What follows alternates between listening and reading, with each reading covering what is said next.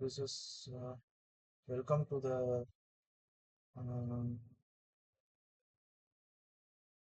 problem solving session for the week 9 of the course Geotechnical Engineering 1, handled by Professor D.N. Singh of IIT Bombay. I am Yogendra Narayanan. I am a PMRF research scholar who will be conducting this session. Who is and will be conducting this session. So, to give a brief preview of why the purpose of this session is to make the learners uh, apply the concepts that has been taught in a particular week and by solving some conceptual as well as numerical problems along with the uh, research scholar in order to make them proficient in approaching the problems in the uh, upcoming NPTEL exams as well as in future competitive exams and in future technical endeavors also. So with this, there is a to give a brief account of what has been covered in the week 9 of this session or of this course, I would say. So the major emphasis was still on flow through soils. In this case, it is mostly covering flow through embankments, homogeneous earthen embankments, and the analysis of it, and followed by the flow of water in uh, non-homogeneous systems as well as anisotropic systems, how the analysis will vary, how geometrically we will modify the analysis and further simplify it. So that has been covered. Based on that, we'll be starting with some of the conceptual questions, followed by some of the uh, uh, numerical problems involving the analysis of the flow through earthen dams, homogeneous earthen dams.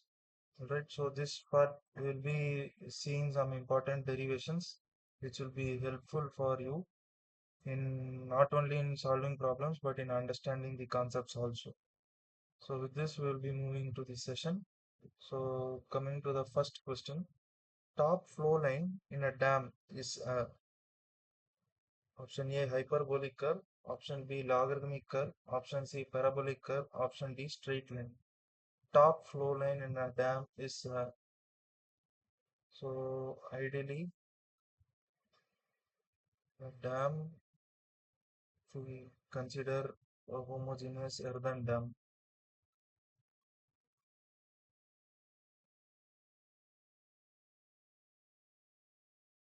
So this is the upstream end and this is the downstream end,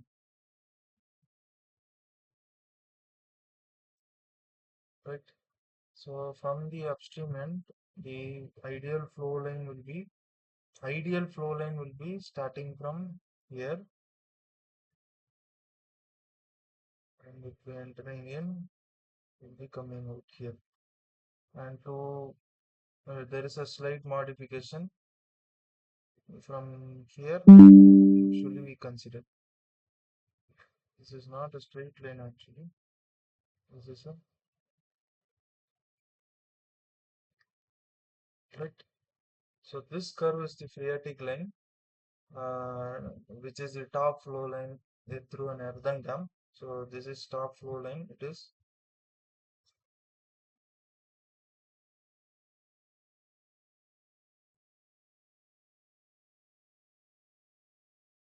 phreatic line, and as we know that phreatic line will always be subjected to atmospheric pressure.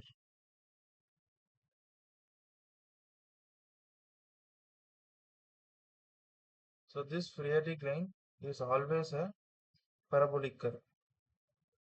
So this is always a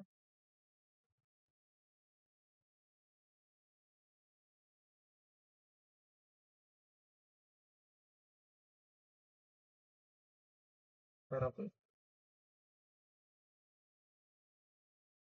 right? So the right option is parabolic curve. So the second question, outcrop point. Outcrop point, which one of the following is the outcrop point? So outcrop point is the option A, point at which the phreatic line cuts the upstream surface of the dam, point at which phreatic line meets the rock toe, point at which phreatic line cuts the downstream face of the dam, and point at which phreatic line touches the downstream filter. So outcrop point is the point which. So to understand this, let us consider an earthen dam and mark what are all the mark the points corresponding to the given options, right? So this is the, let us consider this is the earthen dam,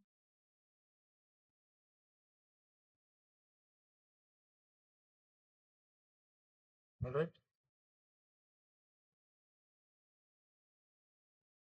So here, this is the upstream side, and this is the downstream side. This is the upstream side completely, and this is upstream water level. This is the downstream side. So the first option is, and there is a rock toe, and as well as a downstream filter also.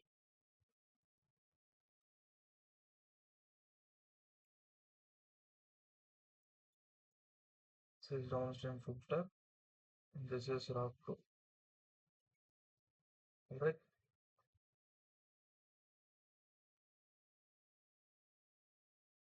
So now outcrop point, first point, point at which the phreatic line cuts the upstream surface of the dam.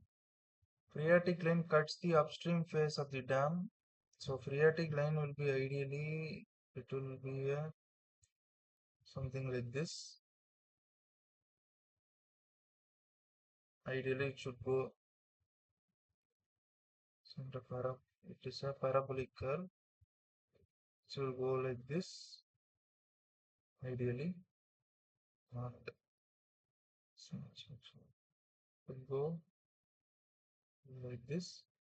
And in case of filters, in case of Rockto filters, it will deviate to the Rockto filter, or in the downstream filter, it will deviate to the downstream filter. All right. So now the first option is point at which phreatic line cuts the upstream face of the dam. So this is point A. Point at which phreatic line meets the rock toe. So this is, let it be, point B.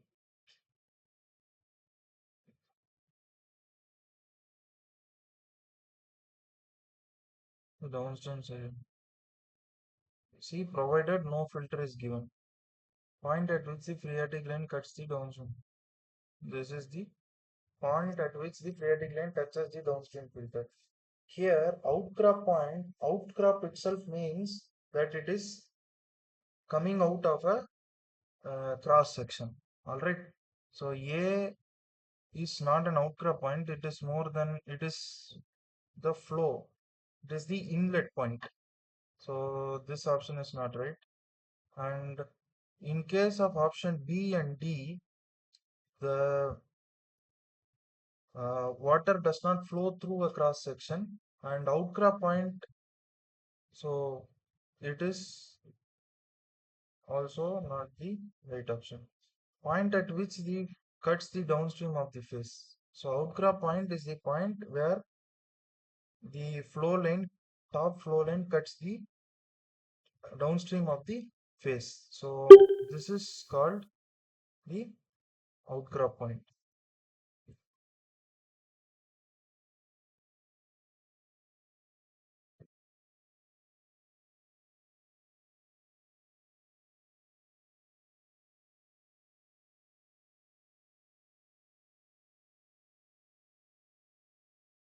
Right.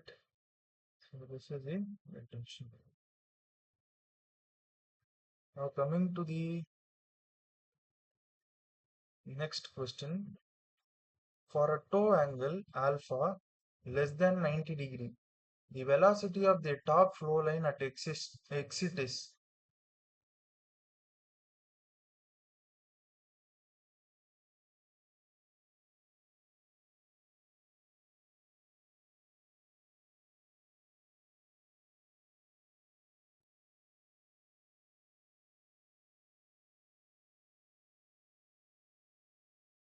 Uh, for a tow angle alpha less than 90 degree, the velocity at the top of the velocity of the top flow line at exit is.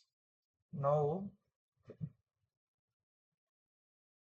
let us consider a same homogeneous earthen dam.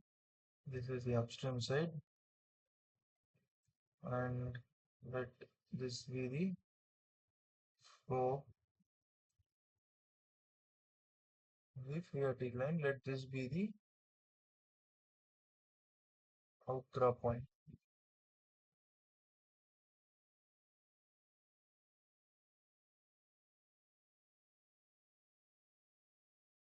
Right now, when it goes, usually this is the tow angle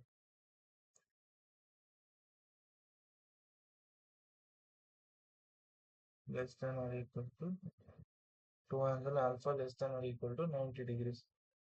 So here, when it comes out of the outcrop point, that is when water gushes through the outcrop point, that is top flow line, the velocity tends to be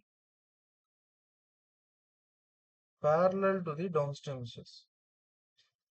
This is the normal and this is the resultant. Resultant, normal, resultant, and velocity. Velocity vector tends to be parallel to the downstream phase. Alright. So this is one of the um, results.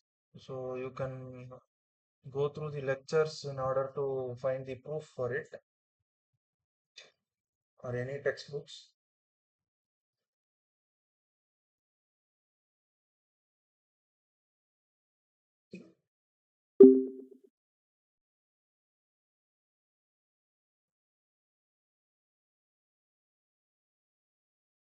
Right. For a dam provided with rock toe, coming to the next question. For a dam provided with rock toe, the flow at the toe does not change direction. Option B, enters with flow deviating towards normal to the interface. Enters with flow deviating away from the normal to the interface.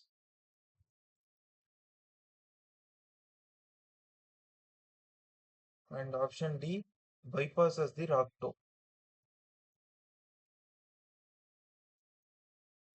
So same, if we consider a rock toe here,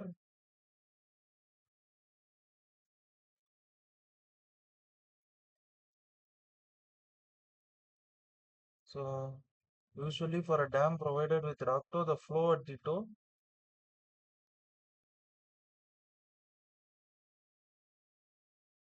it tends to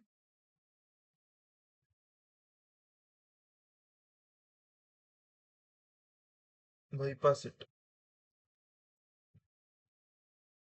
So the option is option D, where it tends to bypass the rock toe.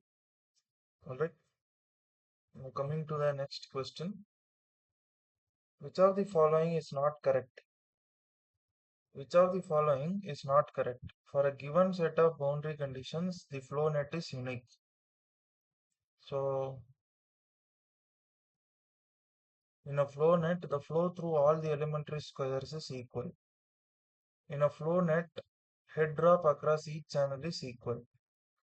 Impermeable boundaries are equipotential lines. Now coming to the uh, options, let us analyze this option by option. So we will be considering same situations for the all options, which is a flow through homogeneous dam. All right. So since this week consists of flow through dams. So we will be considering the same. This is the downstream end. So let this be the flow lines. Then let this be the equipotential lines. And just it is not up to scale or anything. It is just a depiction. So for a set of boundary conditions, the flow net is unique. So yes. Now let us consider two boundary conditions. One is, for example, we assume this as impermeable layer.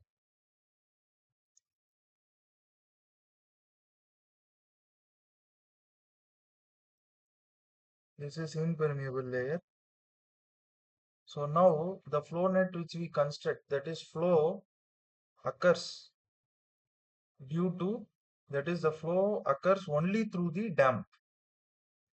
Alright, so the flow net will be constructed only through the dam. Since it is impervious, the water cannot go here. And also if I introduce a filter, this introduces another atmospheric boundary condition within the dam. So the entire uh, flow net tends to hit here.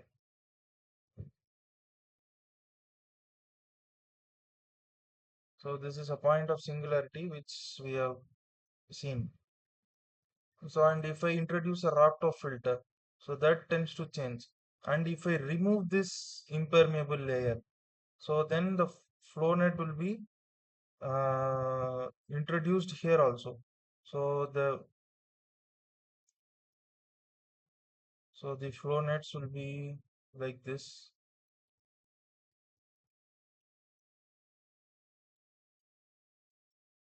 Even though the nature will be different based on the properties of the soil here, the discharge and everything, but here it will construct a different flow net. All right. So each boundary conditions which we gives a unique set of flow nets. So option A is right. So in a flow net, flow through all elementary squares are equal. So each this uh, flow module or flow uh, how to flow chamber or flow uh, each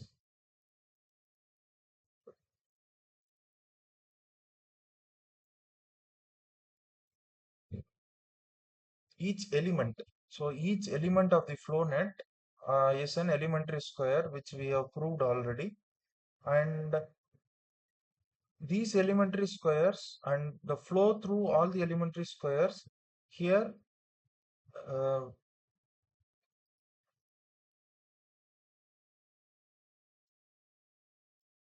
the discharge, entire discharge through a flow net remains equal for a set of flow lines. Alright. So this is also right. Flow net he- head drop across each channel is equal. Yes. So if it is around 12 meters and it has 12 equipotential drops, EPDs, it is ND is equal to 12. And the head at the end will be 12 by 12 equal to 1 meter at the end at this point. So here for each drop the head drop will be equal. So if it is if it is getting one drop, if it is reducing one meter for each drop, At each equipotential drops, it will be the same. So option C is also right. Impermeable boundaries are for equipotential length. So if we consider this, so this entire thing will get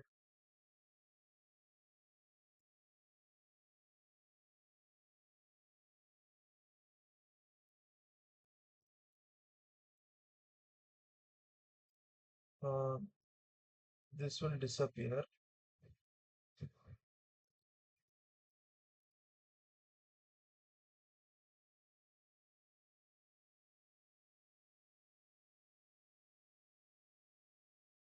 Right? So now this is the impermeable layer. So now in this case, if we consider this as a flow line, let us erase this also. Let this be here. This we can erase. So in this case, so this is an equipotential drop. This is an equipotential drop. So this is an equipotential drop. So if we keep the piezometer here, the pressure head will be different. If we keep the piezometer here,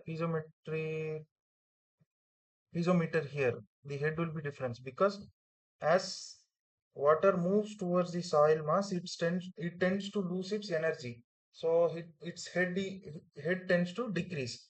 So along the impervious layer, impermeable boundaries. This is one of the impermeable boundaries. So this and this should be permeable because the water has to come out or water has to rush in. So here, if we this serves as a then at this is the bottommost. This can be considered flow occurs through this also, right? So this can be considered the bottommost flow line and not an equipotential line. All right. This can be considered as a bottommost flow line and not an equipotential line. Hence, this option is the incorrect option. So option D.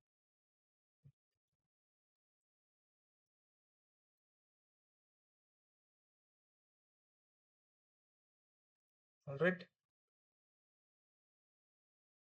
Now coming to the next question.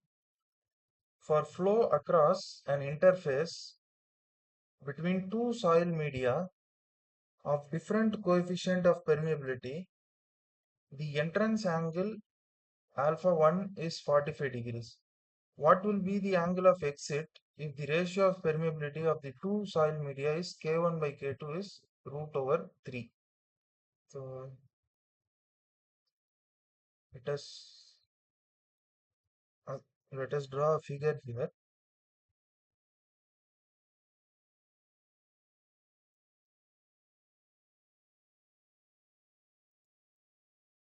So what happens is there is a flow occurs like this, right? So let flow go like this and let it go like this. All right. Now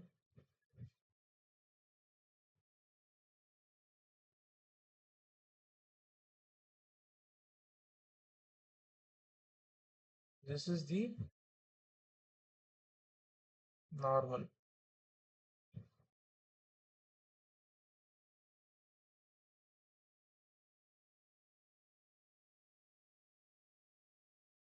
For this is the normal.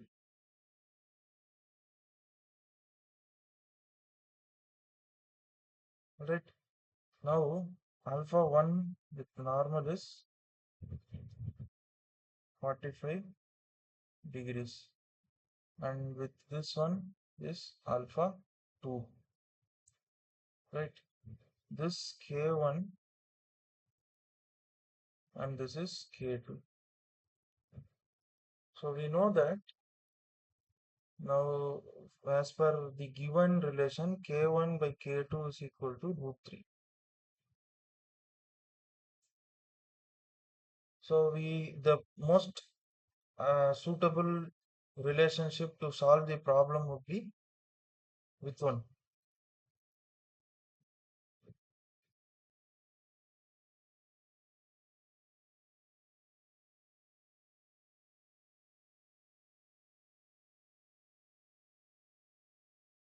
Kindly answer.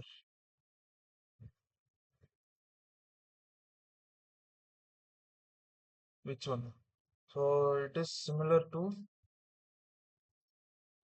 an ideal relationship is which relates flow through anisotropic media is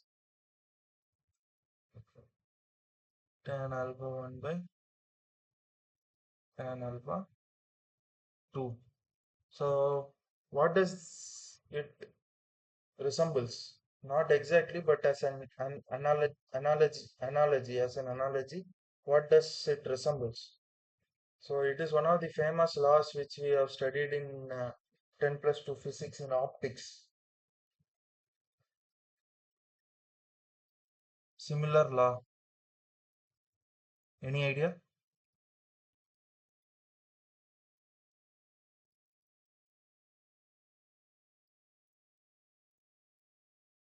So it is similar to Snell's law,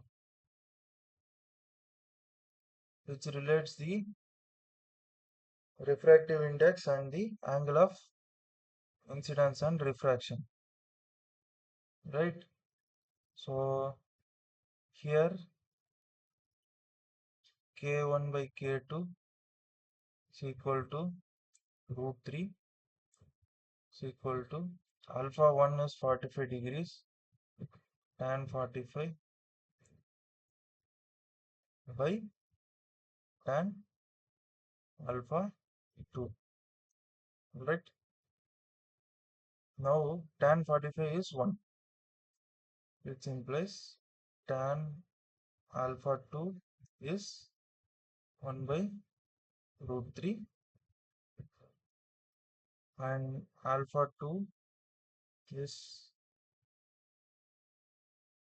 tan inverse of 1 by root 3, which is 30 degrees. Alright. So when it is 45 degrees and k1 by k2 is root 3, the angle at which it comes out with respect to the normal is 30 degrees.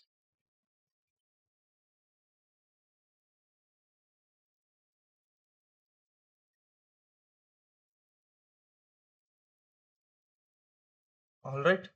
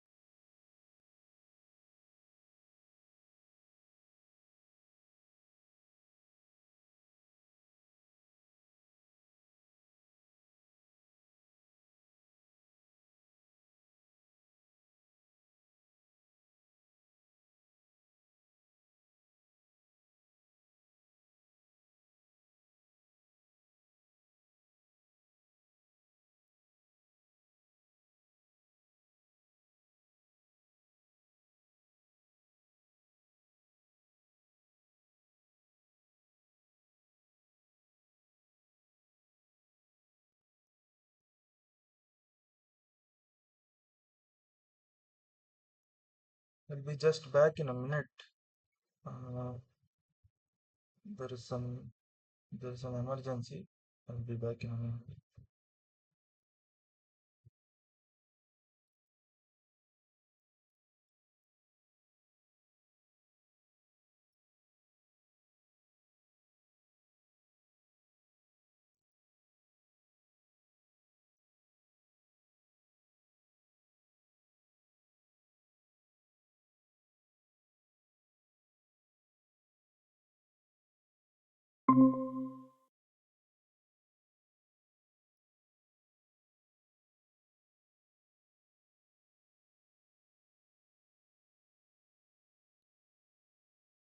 Hope the screen is visible now.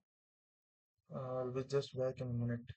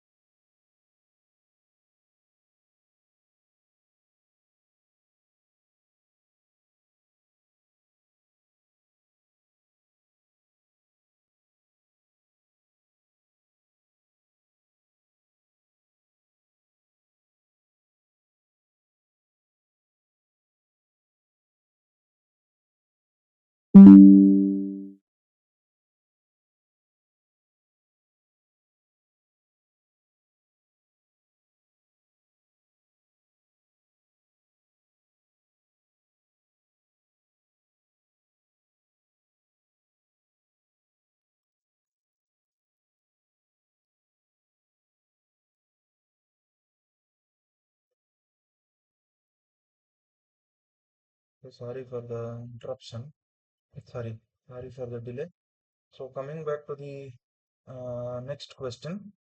For a dam with a downstream angle alpha of 35 degrees and total head of 20 meters, the distance from the initiation of phreatic line to the dam is 30 meters. What is the distance of the outcrop point from the toe of dam? A. Right. Now let us draw the diagram here.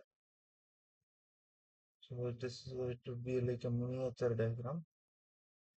So This is what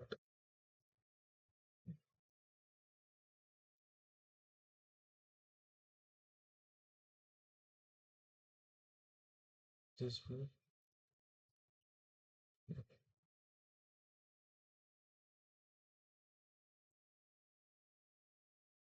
Right now, this is the total height. Given that total height is 20 meters. Now alpha is 35 degrees.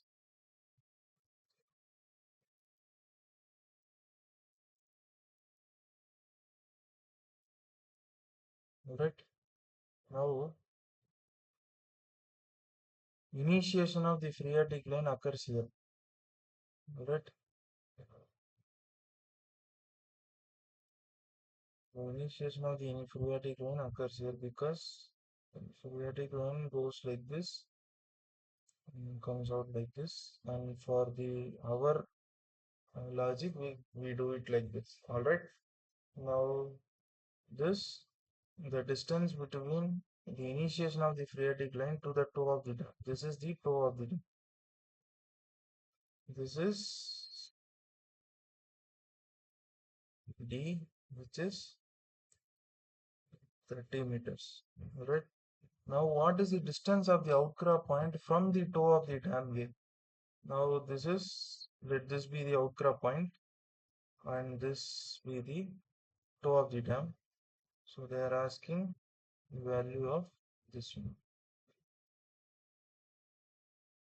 Alright. Now, this value is given by the relation d by cos alpha minus root over d square by cos square alpha minus h square by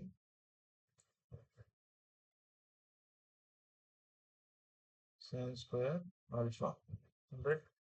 Now substituting this, d is 30 by cos 35. All should be in degrees.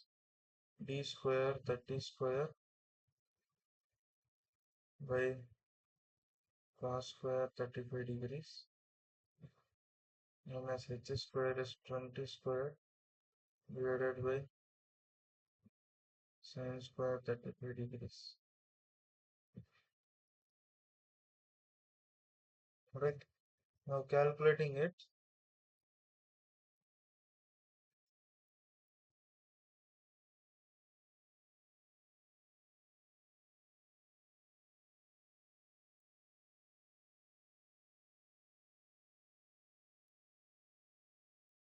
this comes to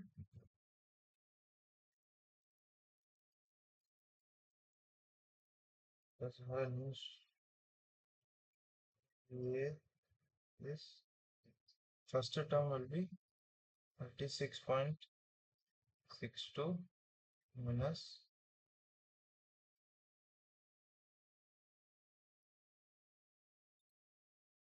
30 divided by this is the entire square, right? 36.623 power 2 1341 over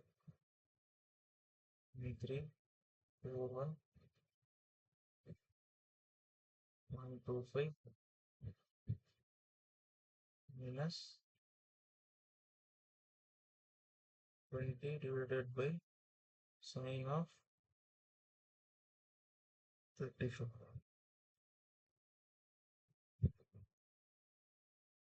over 2 1215. It is 1215 and 84. Alright. Now coming back to this 36.62 minus 1341.25 minus 1215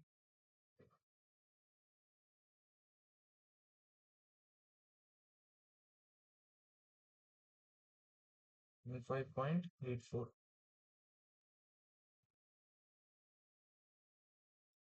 Root 125.4 is 11.2. Now substituting this, we get 36.62 minus 1.2. We get 25.42 meters.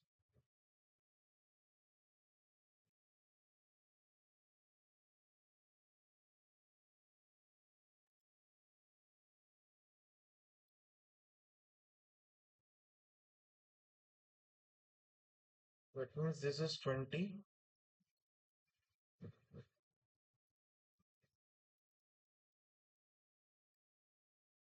This is 20.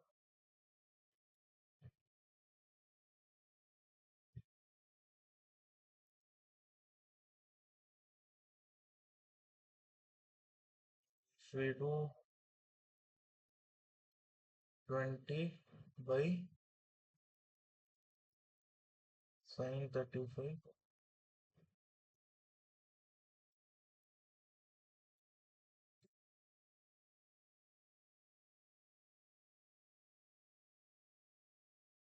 will come to around 34.87 meters. So to understand this, so this entire length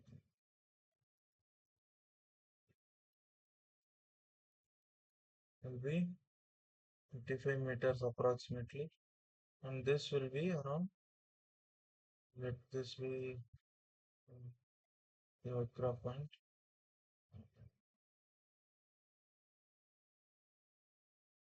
We remove it.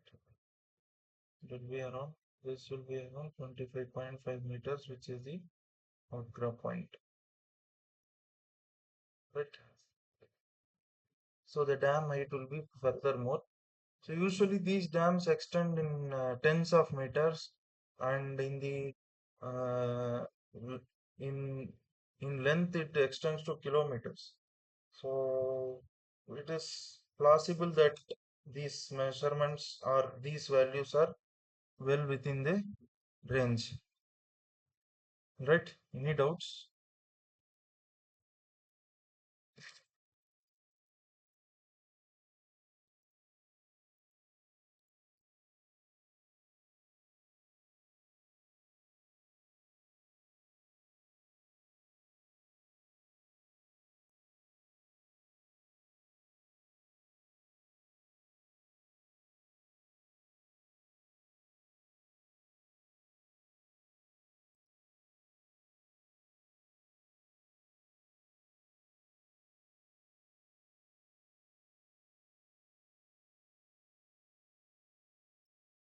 Any doubts?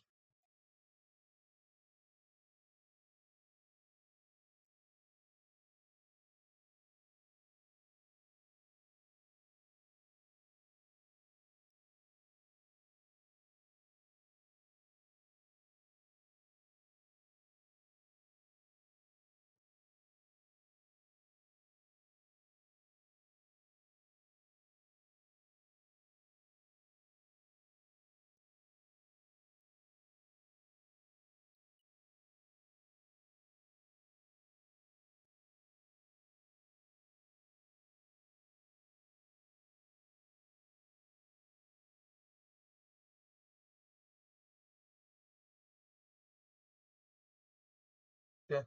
Now let us move to the next question. A concrete dam is constructed across a river over a permeable stratum of soil of limited thickness. The waterheads are upstream side of 16 meters and 2 meters on the downstream side. The flow that constructed under the dam gives NF equal to 4 and ND equal to 12. Calculate the seepage loss through the subsoil if the average value of the hydraulic conductivity is 6 into 10 power minus 3 centimeter per second horizontally and 3 into 10 to the power minus 4 centimeter per second vertically. Calculate the exit gradient if the average length of the last field is 0.9 meters, assuming a White's ratio of 0.56 and specific gravity of 2.65. Determine the critical gradient. Comment on the stability of the river bed on the downstream side. So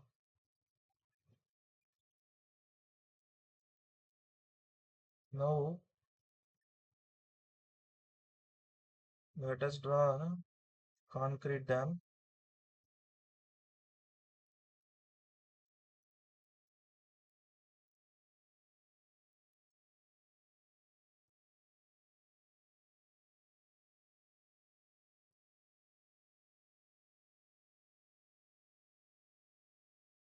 Really, it will be a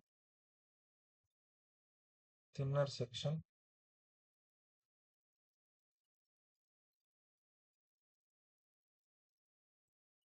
Right. Now this is the water column here. This is the water column at the downstream end. Right. This is entirely impervious.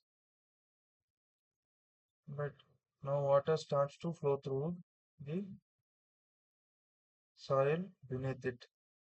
So it has flow four channels. One,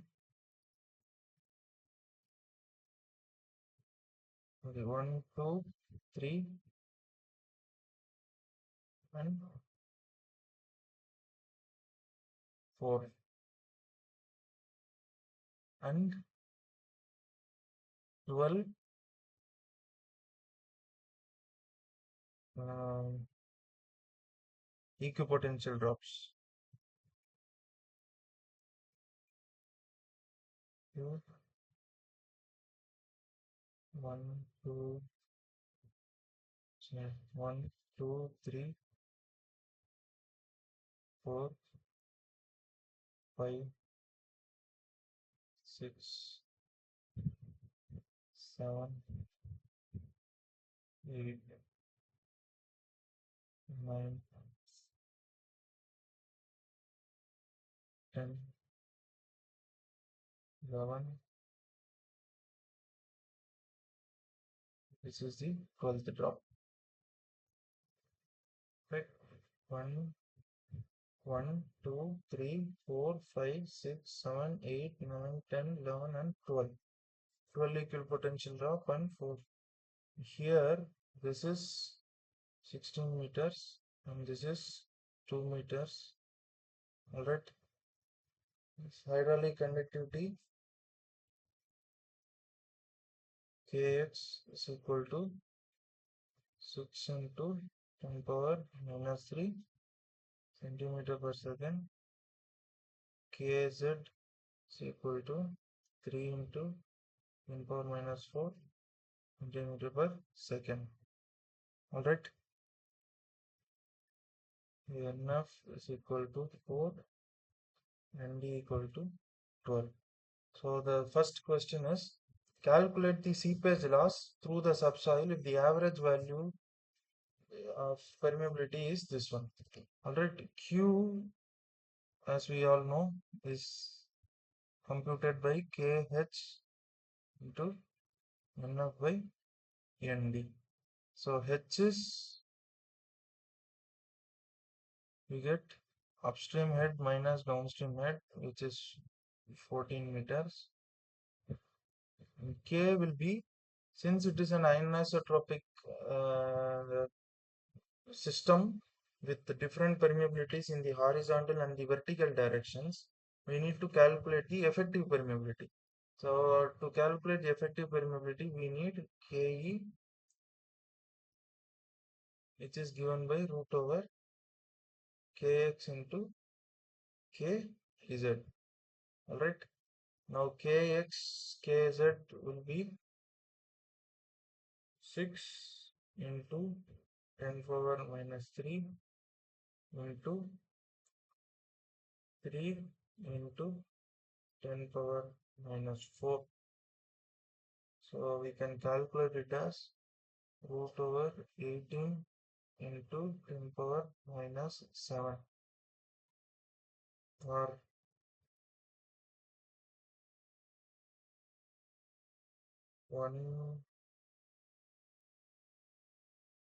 1.8 into 10 power minus 6. So which will give Ke is equal to into 10 power minus 3 centimeter per second. So now we calculated root 1.8 is 1.34.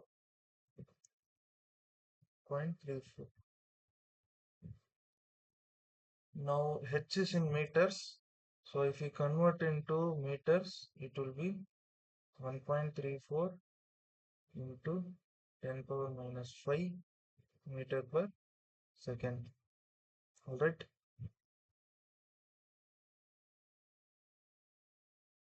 Now coming to the computation, Q is equal to 1.34 into 10 power minus 5 meter per second into H is 14 meters into NF is 4 and ND is 12. It is 1, it is 3. So we get as 1.34 into 14 divided by 3. So we get the value as 6.25 meter cube per second. So this is the seepage loss which occurs due to the flow of water through the earth and not through under the dam, under the concrete dam, right? So the second question is calculate the exit gradient if the average length of the last field is 0.9 meters. So now we know that uh, I is delta H by L. Alright. So for each drop, this delta H for each drop will be H by 12. There are 12 drops. So 14 meters divided by 12. We get 7 by 6. So that multiplied by length is 0.9 into 6 over under 7. 7 divided by 5.4, which gives the value 7 divided by 5.4, 1.3 approximately. Alright, now we have calculated the exit gradient. Now coming to the stability. So stability, the condition for stability is factor of safety greater than 1. So factor of safety is IC by I. Alright. Now to calculate IC, we know the relation G minus 1 by 1 plus E. So G is 2.65 minus 1. E is 1.1 plus 0.56. So 1.65 divided by 1.56.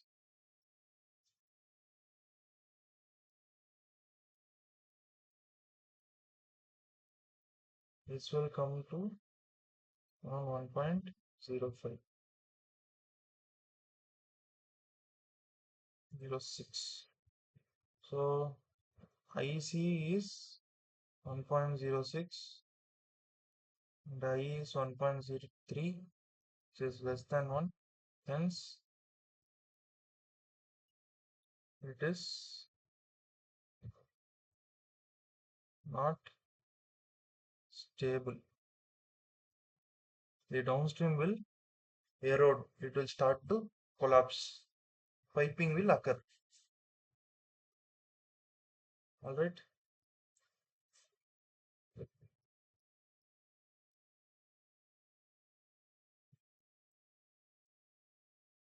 Hope it is clear.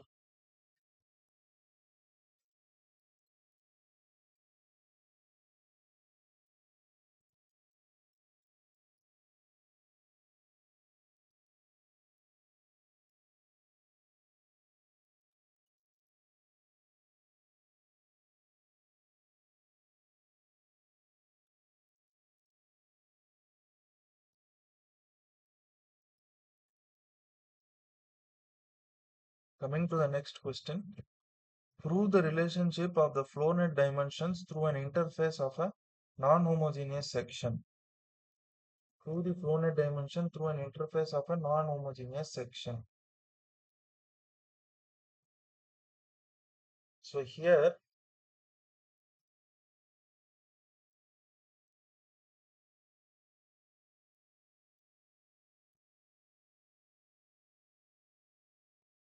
first what we have to do is let us understand what is fitting transfer flow net dimensions through an interface of a non-homogeneous section. So what happens here is this is a flow net and this is entering into a system of another flow net, another soil having different characteristics. All right. So here this will be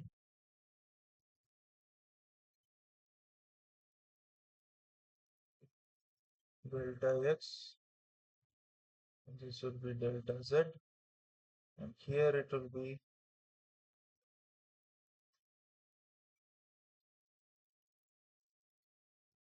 delta x dash, delta z.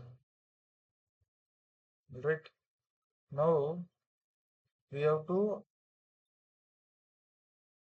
scale both the uh, we have to scale this flow net according to the dimension of this one by multiplying it with a constant. So this derivation demands what is the ratio, what is the relationship to uh, rescale the dimensions. All right. So for that we need to understand how flow occurs through a system. What is the governing equation occurring in a system? So let us consider a infinitesimal element with a dimension dx and dz. All right. Let this be a, b, c, and d. So since it is an let us consider it is a non-homogeneous anisotropic system. So flow occurs through it and flow comes out through it. Let us assume flow occurs here and comes out here.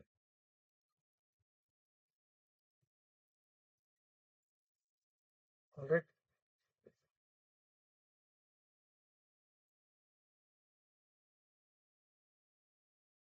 So first, during this flow, let head loss be h. All right. Now, what will be the hydraulic gradient along the x direction? It will be minus dou h by dou x. All right. And in the x direction, z direction, it will be minus dou h by dou z. All right. Now let kx and kz be hydraulic conductivities.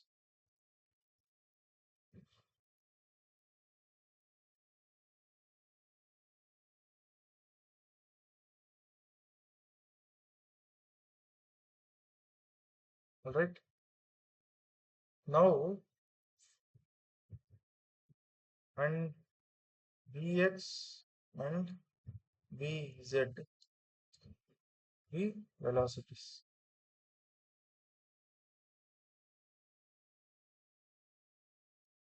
Now, what is the relation between V and K and Ix? So, Vx will be minus Kx into dou H by dou X. So, as per the basics, the head loss along the flow line it will remain same, and head loss along the each equipotential drop will be same.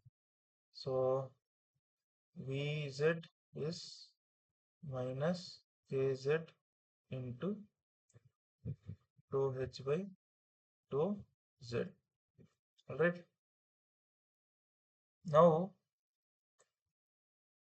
QAB is equal to, so QAB is nothing but the volume or the discharge of water through the cross section AB.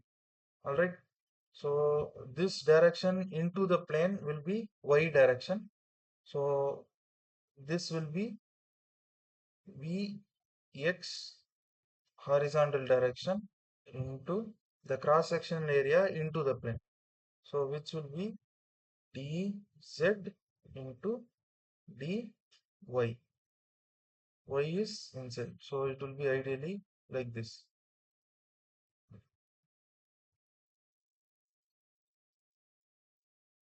X, Y and Z. Alright. And Q entering BC Z direction is Vz into dx into dy. Alright. Now the ideal situation is, what we assume is that there is a difference in amount of flow that occurs, that goes inside and comes outside in both the direction. We will formulate the equation according to that, and uh, Q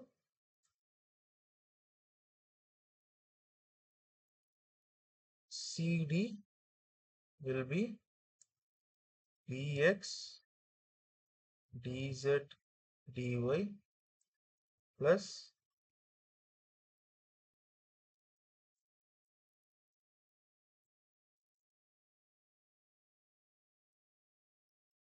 dvx by dx into dou x. Dou vx by dou x into dx. Alright. This into dz dy. Alright. And q ad will be vz dx dy plus dou vz by dou x dou z into dz into dx into dy. Alright. Now QAB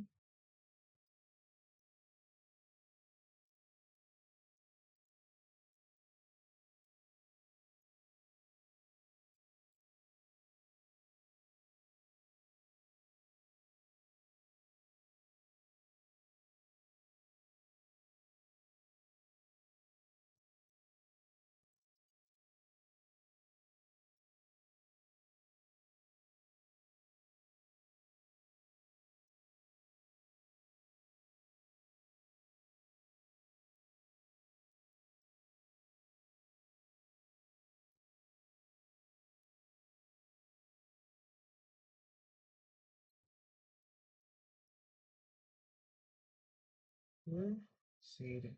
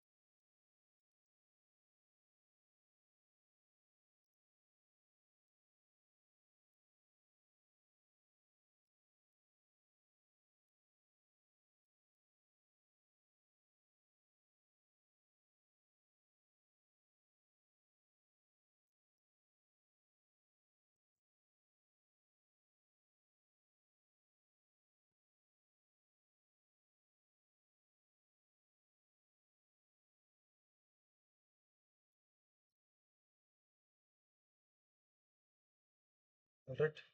Now,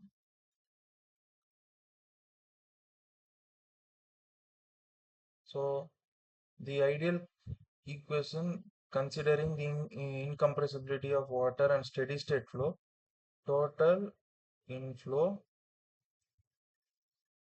is equal to total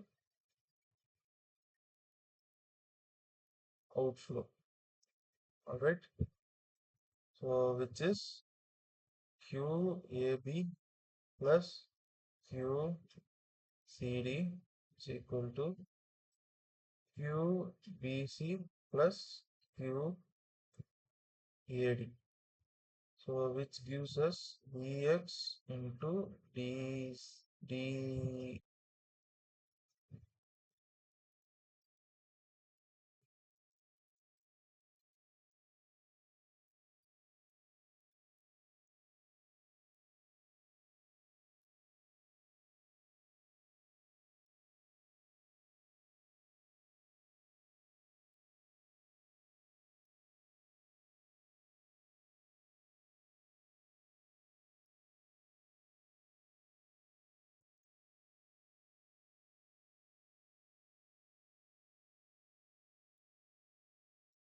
hope the screen is visible now. So Vx into dz dy plus Vz into dx dy is equal to Vx dz dy plus dou Vx by dou x into dx dy dz plus Vz into dx dy plus dou Vz by dou z dx dy and dz. So these things will get cancelled completely. And these things will get cancelled. So finally what we have is dou Vx by dou x plus dou Vz by dou z is equal to 0. So already we know that kx is Vx and Vz are this one. So let us substitute that here. Dou by dou x into minus dou h by dou x plus dou by dou z minus dou z dou h by dou z into kx kz is equal to 0. Right. Now kx and kz are constants. So we get and minus dou square h by dou x square plus kz into dou square h by dou z square is equal to 0. Now there are two cases. If kx is equal to kz, isotropic condition. So in this case, dou square h by dou x square plus dou square h by dou z square is equal to 0. So this is known as Laplace equation.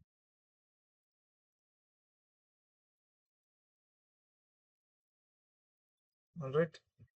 Now coming to now we have been given that it is an non-homogeneous section. So now let us consider this equation as it is. Now that is kx not equal to kz. So y dou x square plus dou square h by kz into dou z square is equal to 0. Now let us take kz outside uncommon. So kx by kz into dou square h by dou x square plus dou square h by dou z square is equal to 0. Now shall we, it can be written as dou square h by kz by kx into dou x square plus dou square h by dou z square equal to 0. Now this is a constant. So what we can do is dou square h by dou into kz by kx root into x whole square plus dou square h by dou z square equal to 0. Now this entire thing can be substituted as x dash, which is equal to x root over kz by kx. Alright, so this is the ratio which we need. Relationship between flow net dimensions. So what we do is we keep z as constant. Z is the same scale in both the cases, and we resize the value of x to x bar by considering this relationship kz and kx. Alright.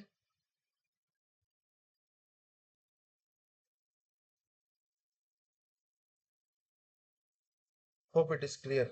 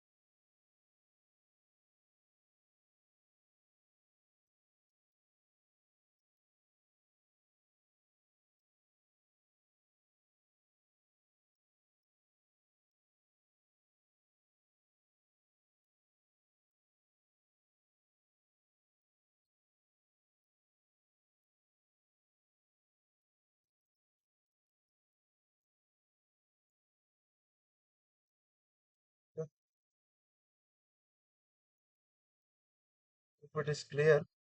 So now coming to the next question. Derive the expression for effective permeability for anisotropic soils. So derive the expression for effective permeability for anisotropic soils. So what we do is, so this is a anisotropic system where it is Kx and it is Kz, and this is, let it be dx and dz. Now it has been converted to a effective isotropic system with K effective and K effective with same dz but different dx, that is dx dash, x dash, right? Now both the cases, which is common, which parameter can be taken as common, or which parameter will be common?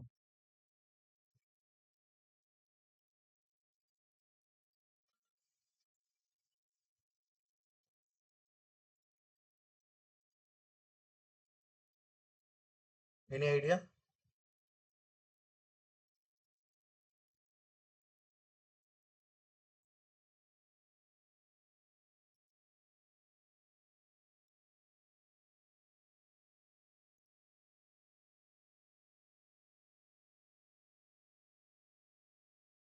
So both the cases, the discharge remains constant.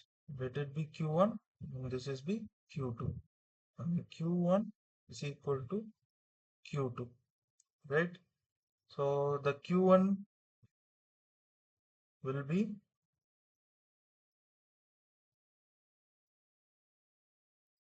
Q, let Q in X direction, Q in one direction,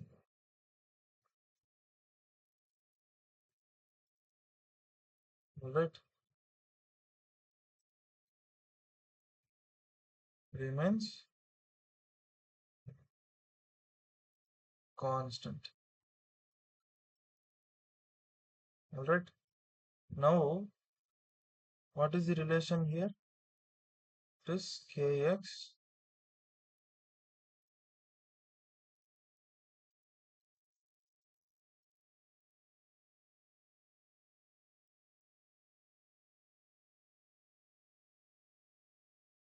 into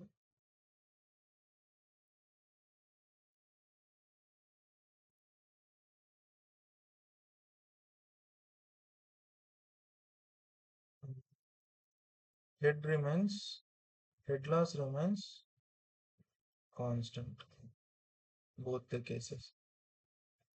Dou H by dou X into 1, which is equal to K effective into dou H by dou X dash into 1.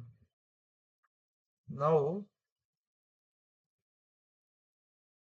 Kx into dou H by dou X is equal to K effective dou H. We know that X dash is equal to X into root over Kz by Kx. Alright, dou X into Kz by Kx, which implies Kx into dou H by dou X is equal to Ke. So this ratio is constant into Kx by root over Kx by Kz into dou H by dou H. Right? Now this and this remain cancelled.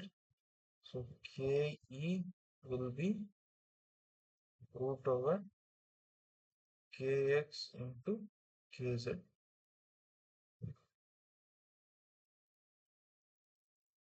So this is how the relationship is established. So nowhere we are defining the basics. So the discharge remains constant. The head loss between this equipotential drop remains constant. We are just playing with the geometry which in turn depends on the hydraulic conductivity of the medium in both the directions. All right. Any doubts?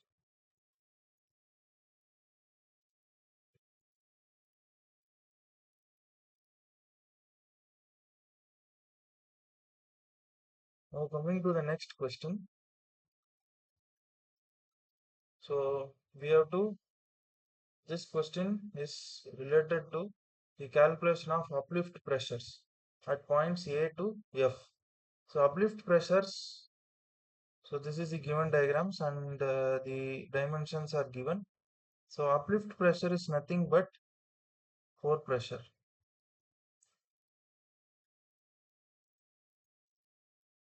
Right? We have solved a similar question in the previous week. So now we are going to prepare a table. Point, elevation head, total head,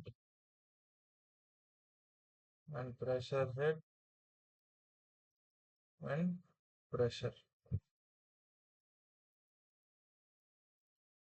This will be in kPa. Let gamma W is equal to 10 kilonewton per meter cube. So let this be A, B, C, D, E, F. Alright. So for the point A, elevation head is 8. So this thing entirely are in meters, meters, meters, and meters. B is, in fact, the elevation head does not change at any point. So it will be 8, 8, 8, 8, and 8. Alright.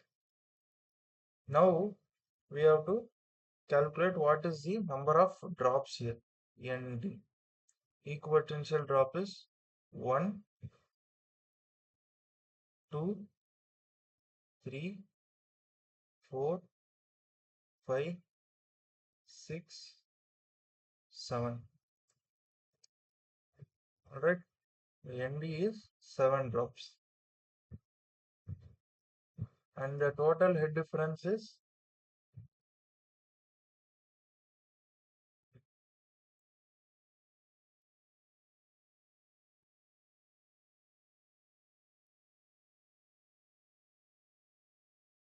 this is 2 meters.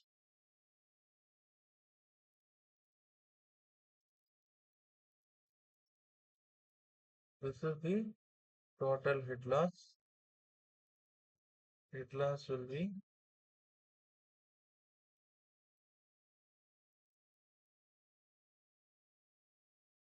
as 2, it is 6 meters. So for each potential drop, what is the head loss? Delta H is equal to 6 by 7.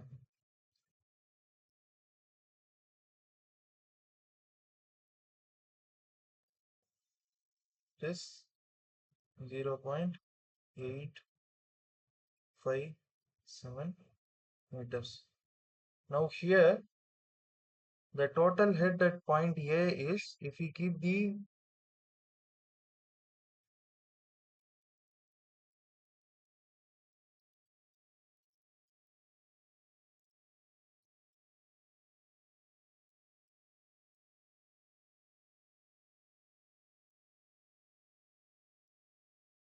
This is the water level, no issues in that. Fine. If we keep the piezometer here, it will raise up to the atmospheric level, which is 8, and elevation head is 8. So the total head here is 16.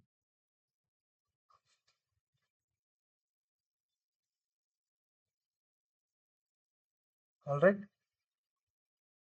Now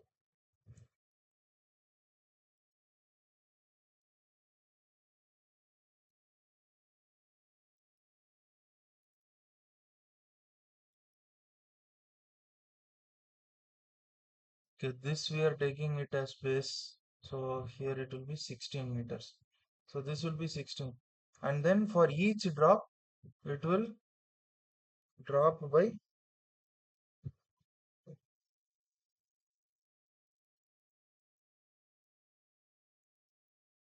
2.29 meters.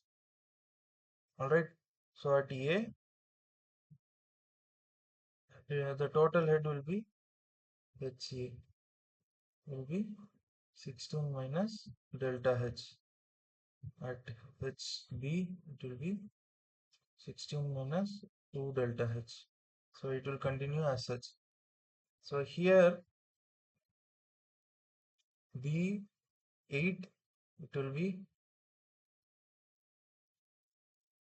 16 minus 2.29. This is 13.71.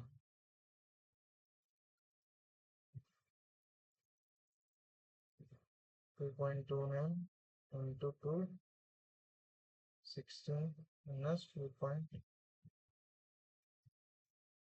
into 2.29. 11.42.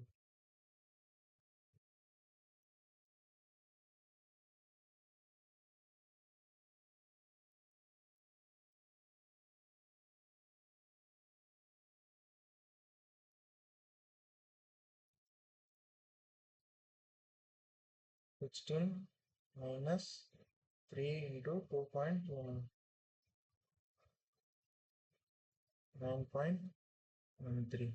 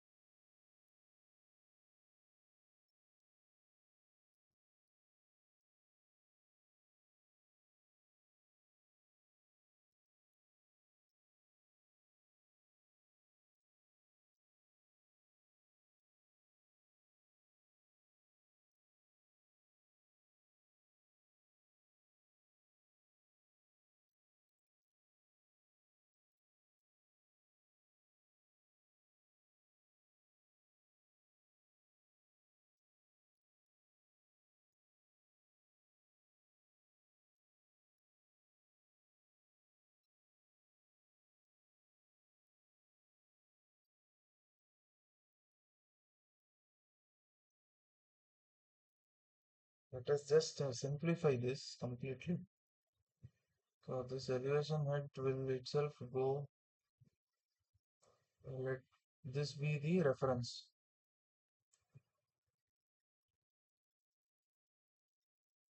right?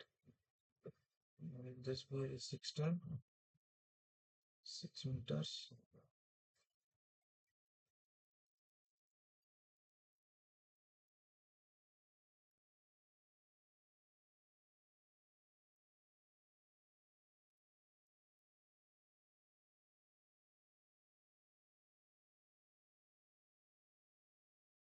Six,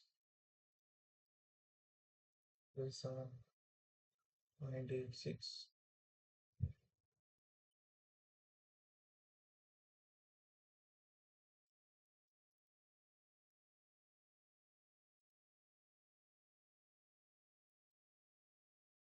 2 meters by 6, 8 to 6.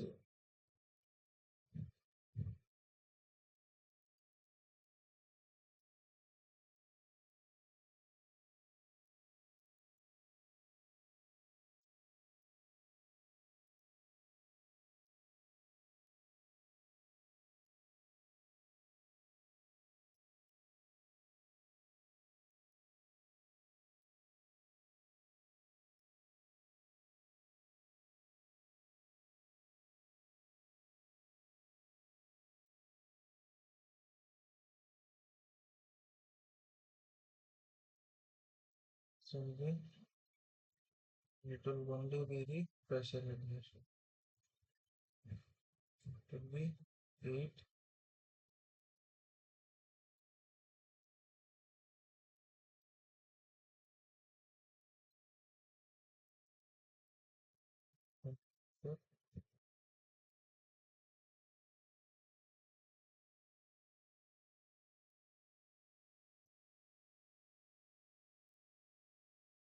0.28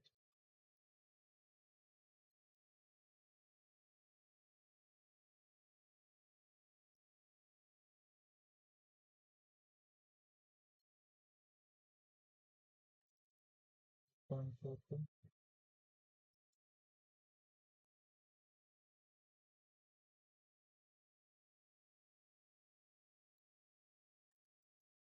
0.56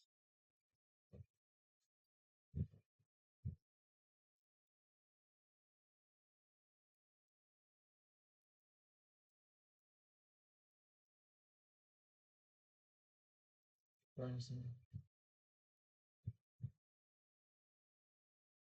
This will be 80, 71.4, 62.8, 54.2, 45.6, and 37. Right? So this is the upper pressure distribution. Now coming to the next question. Refer to the earth dam shown in the figure below. Given details are beta is 45 degrees, alpha is 30 degrees, B is 3.3 meters, H is 6.6 meters, and height of the dam is 8.3 meters, and permeability is 2 into 10 power minus 4 centimeters per second. Calculate the seepage rate at the downstream. So the seepage rate at the downstream end is given by the formula Q is equal to K L tan alpha into sin alpha. So we know the alpha value 30 degrees, 30 degrees, K, and we don't know the L value. So the L value is given by the relation d by cos alpha minus root over d square by cos square alpha minus h square by sin square alpha. Alright. Now we don't know what is D. How to calculate it?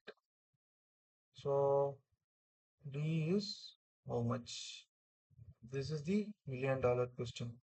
Now D is equal to, now what we can assume is, so let this length be X and let this length be Y. Now D will be 0.3 delta plus X plus B plus Y. Alright.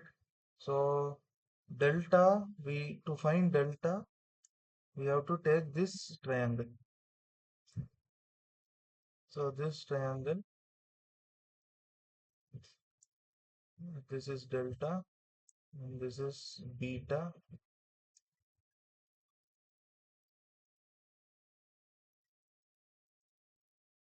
and we know this height. This is h. So delta will be h by tan beta. Right? So that will be h is 6.6 by tan 45. So delta is equal to 6.6 meters. Now coming to x, what we know about x is this is the triangle. So this is x, this is 8.3 minus h, this is beta which is 45 degrees.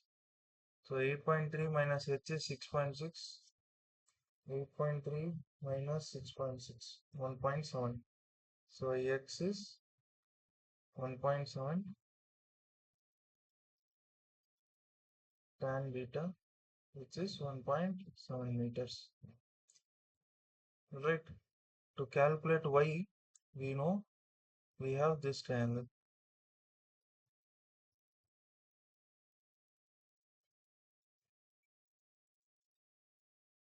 So this is 8.3 meters. This is if this is alpha, this is going to be alpha. This is 30 degrees. And what we need to know is y. So tan 30 degrees is equal to 8.3 by y.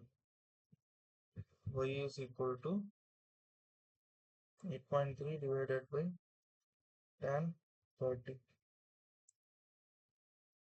which will be giving the value 14.38 meters. Right.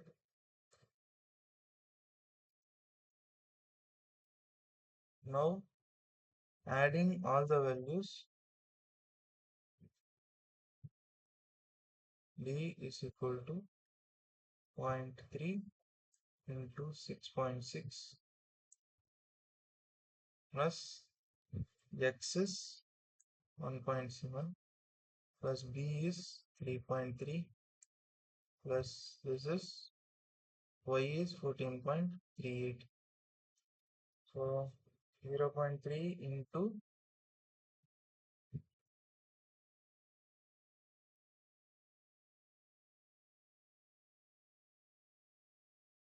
6.6 plus 1.7 plus 3.3 plus 14.38.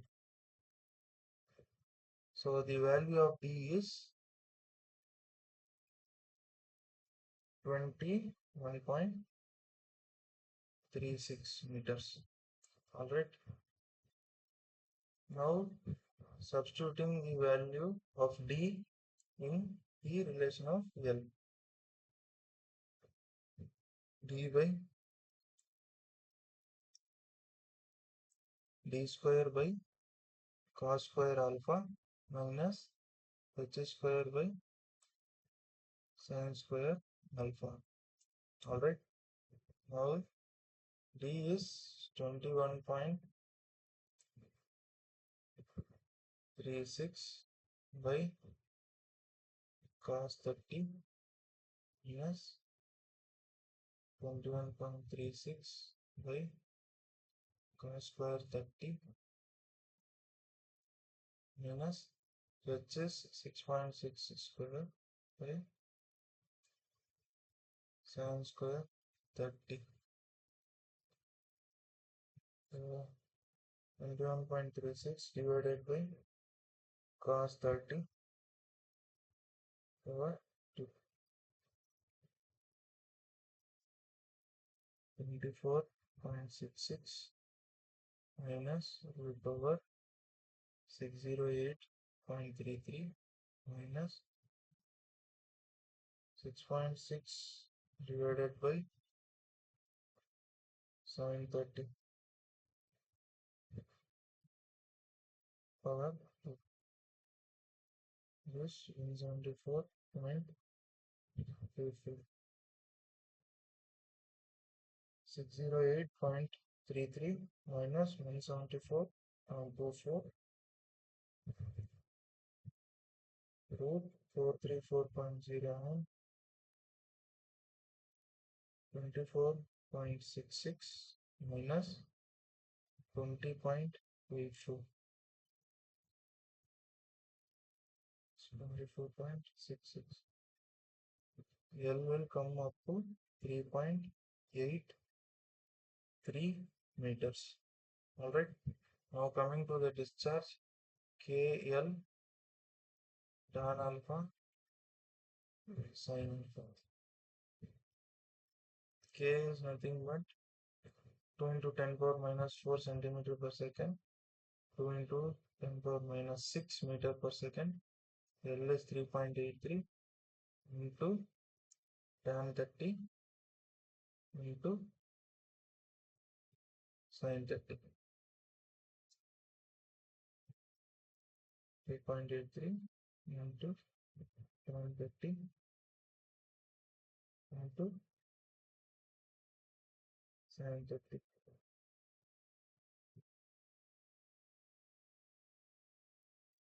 2.211 into 10 power minus 6 meter cube per second. This is the discharge. Alright. So with this, we'll be concluding the problem solving session for this particular week. I hope this was useful. So we were trying to solve different type of problems. So I am most probably I think that this week was more of a mathematical approach more than a physical approach. So sometimes it is that is how it is. All right. So these sessions will take place every Saturday from 5 p.m. to 7 p.m. across 12 weeks, and I encourage the learners to actively participate in this and get yourself cleared in the concepts and get familiarized with the approach of the problems related to these concepts. Alright, so I'm just let us meet next week. So just stopping it. I'll be closing the meeting.